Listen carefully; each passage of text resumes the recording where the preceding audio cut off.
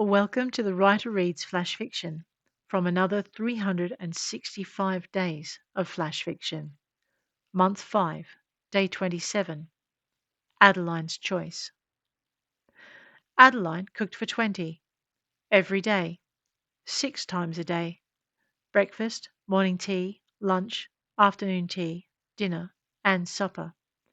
For 20 people, including herself. When the others started getting sick and she remained healthy, questions were asked. "But I didn't add anything to their plates," she protested.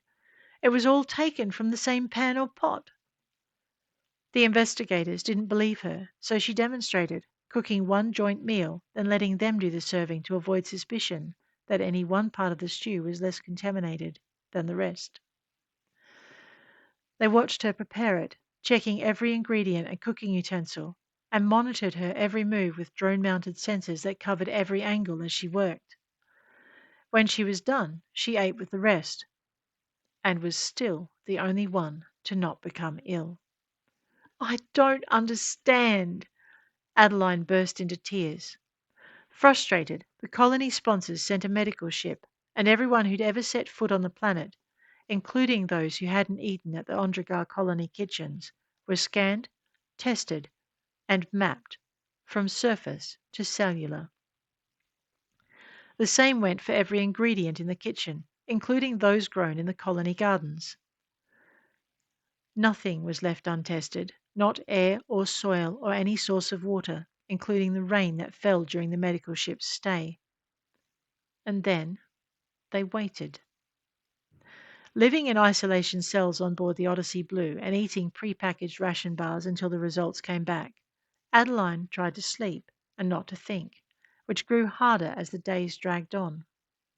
She startled as the door opened, standing up and reversing away from the agent who stepped into her room, even if their first words were the most welcome she could hear.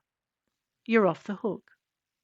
Her next words were not so welcome, at least for the cooking. Adeline squared her jaw and met the woman's eyes.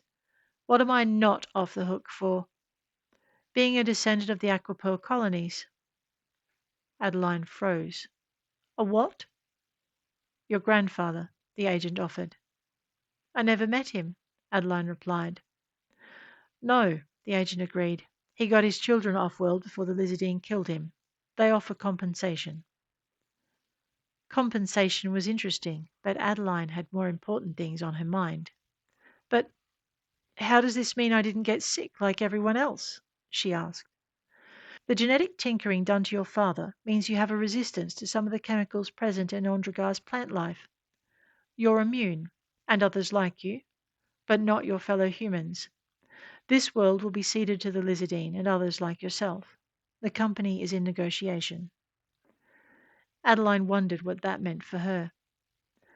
"You're staying," the agent told her as though reading her mind, "either as the company representative or to work with Aquapearl's liaison here."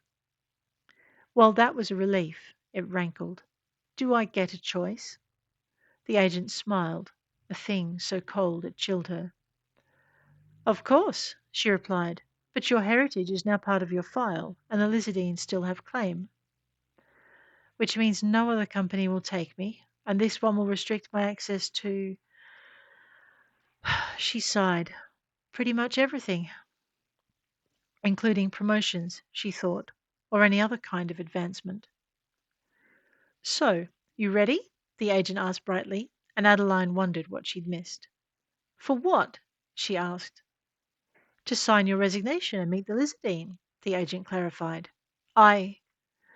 What she wanted to do was hide in a corner until things went back the way they'd been, but that really wasn't an option. So she took a breath and straightened her spine. "I take it Odyssey receives a finder's fee." The agent's smile turned predatory. "It was either that or we take you into training," she replied.